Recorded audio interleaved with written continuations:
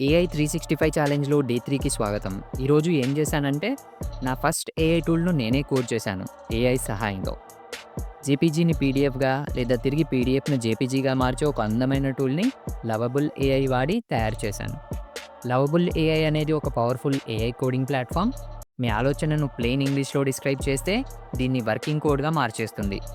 ఈరోజు నేను యూజ్ చేసిన ప్రాంప్ట్ ఒక వెబ్ యాప్ తయారు చేయి. ఇది జేపీజీ ఫైల్స్‌ను పీడీఎఫ్‌గా కన్వర్ట్ చేయాలి మరియు పీడీఎఫ్‌ను జేపీజీకి కూడా మార్చాలి.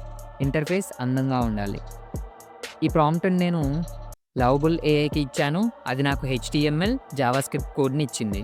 ఈ కోడ్‌ను టెస్ట్ చేసి డిజైన్‌లో కొన్ని చేంజెస్ చేశాను. Drag and drop, custom fonts, download button add చేశాను. అంతే, ఒక ఫైల్ కన్వర్షన్ టూల్ రెడీ అయింది.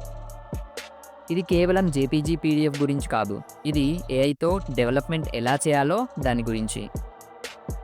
నాకు అడ్వాన్స్ కోడింగ్ రాదు, కానీ లవబుల్‌తో నేను దీన్ని క్రియేటివ్‌గా బిల్డ్ చేయగలిగాను. This is the future of tech.